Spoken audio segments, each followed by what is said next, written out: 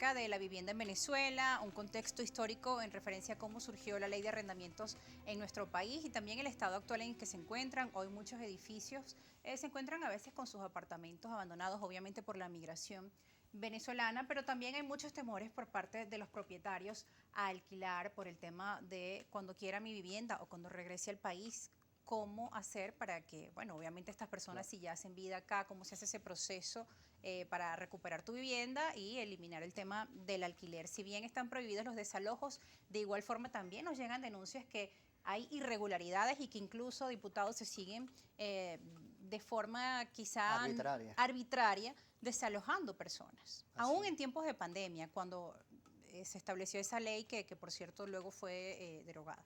Sí, la ley de arrendamiento inmobiliario va de la mano con una ley,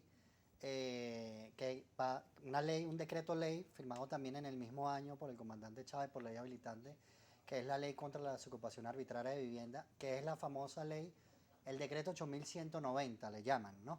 Que sigue vigente, ojo.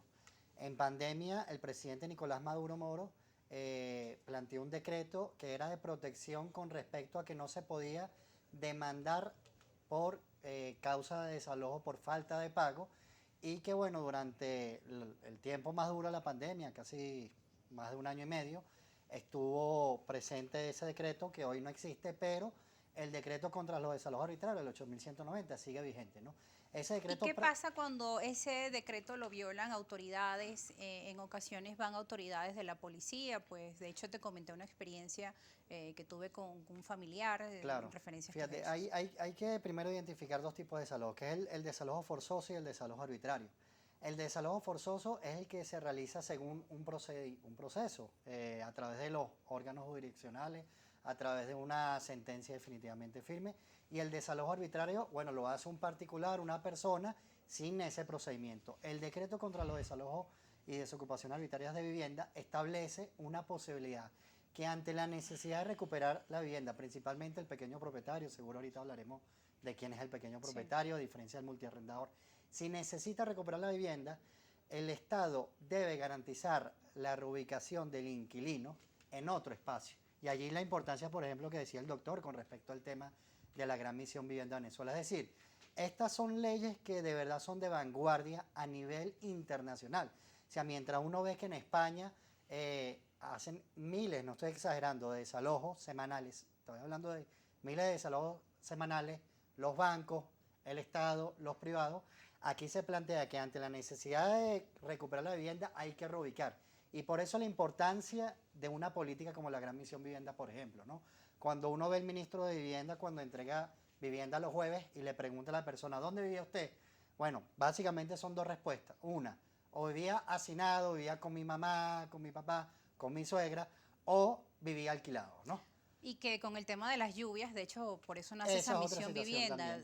Recientemente en el estado Mérida se han producido nuevos hechos que han dejado a familias sin hogar. Claro. La gente que queda damnificada va a un refugio. Y esa misión vivienda, bueno, continúa trabajando, pero también llegan ciertas críticas en referencia al estado como tal de la vivienda o algunos problemas puntuales. No vamos a generalizarlo porque no es así, pero sí se han producido algunos eventos. Los existen, por ejemplo, en algunas viviendas, recientemente acá en la ciudad de Caracas, en la avenida Libertador, el tema con un ascensor, lamentablemente una niña perdió la vida ya que estaban haciendo unas reparaciones y el ascensor, bueno, lamentablemente al abrir las puertas. Claro, lo importante allí la verificación que hay una política, también, que sea una protección a la vivienda, pero que claro, se hay una política de vivienda que es importante, al final de la Cuarta República, casi en todo el periodo de la Cuarta República desapareció, el Estado asume una política de vivienda en el año 2011, ya llevamos 11 años con la Gran Misión Vivienda Venezuela, y que actualmente, bueno, el Ministerio viene desarrollando 14 líneas, más 5 líneas más, y que por cierto, parte de esas líneas tiene que ver con el tema del arrendamiento, ¿no? Evidentemente siempre hay que mejorar y actualmente en las condiciones del país tenemos que mejorar algunas cosas de la Gran Misión Vivienda Venezuela. Doctor, usted tenía unas propuestas sí, cuando hablaba del desequilibrio que daba la ley. Sí, en primer lugar, la ley, su fin, desde introducción al derecho en el primer semestre, ¿cuál es el objetivo de la ley?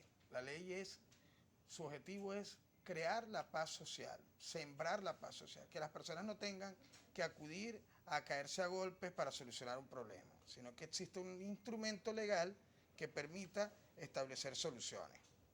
Cuando una ley, como la Ley de Arrendamiento Inmobiliario de Uso de Vivienda, la Ley de Regulación y Control de Vivienda, no tiene claro los equilibrios, entonces rompe con la paz social.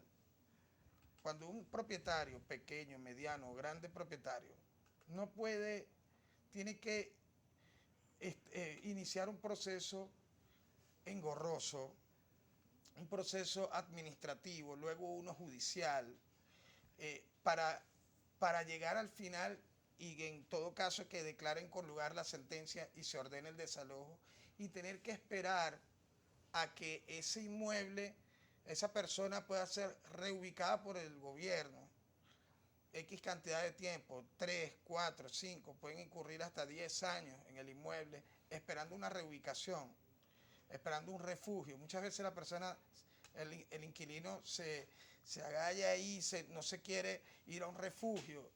Entonces, cuando ocurren esas cosas, entonces está en desequilibrio la ley y hay una falla directa en la ley, porque la ley tiene que tener como misión establecer un equilibrio que permita la paz social.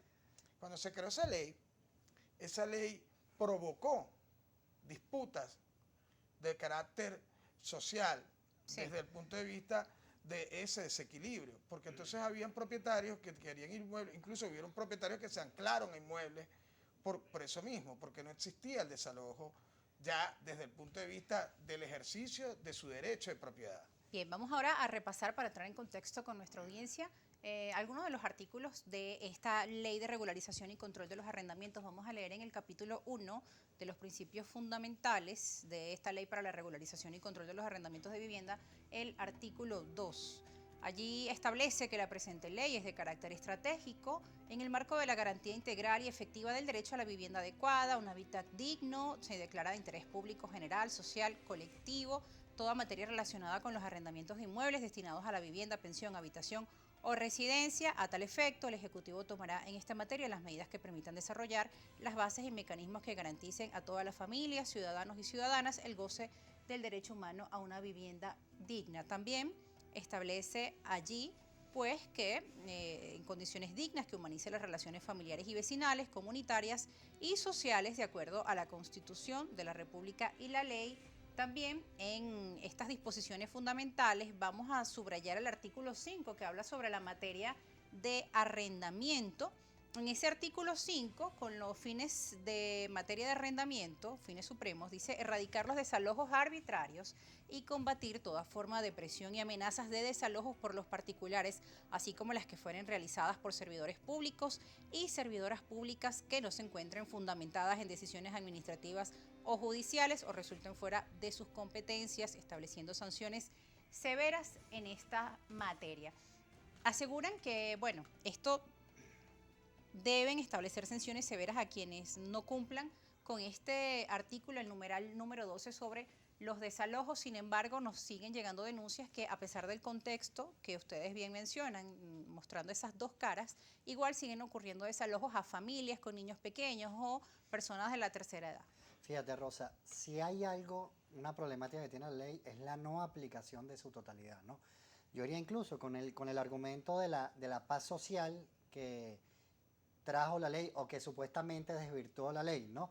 Fíjate, yo no sé si por ahí tienes unas fotos de cómo Sí, se ejecutaban los desalojos anteriormente, antes de la exigencia. lo vamos a ver después de la pausa. De la ley. Bueno, sí, los desalojos generalmente se ejecutaban utilizando todo el poder económico, donde movían un tribunal, un camión, desalojaban a la familia y no importaba dónde iba esa familia, ¿no?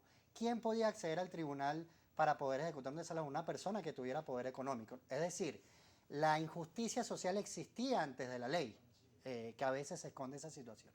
Por el contrario, ahorita la ley establece un procedimiento administrativo que se hace a través de la Superintendencia Nacional de Arrendamiento de Vivienda.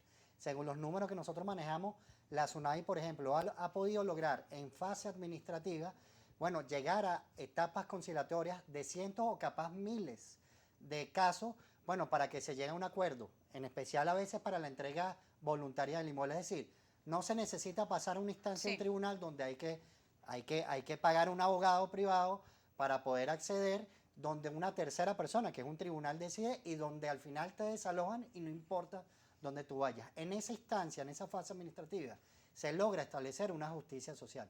Evidentemente, sí se reconoce que a veces se tardan mucho los procesos y son las cosas que tenemos que mejorar. Eso lo vamos a revisar al regreso de la pausa, abogado, diputado, Perfecto. porque ya debemos cumplir con este corte, recordándole a nuestra audiencia que puede participar con la etiqueta Argumentos Arrendamientos. Ya vamos a revisar el material que ustedes además trajeron para compartir.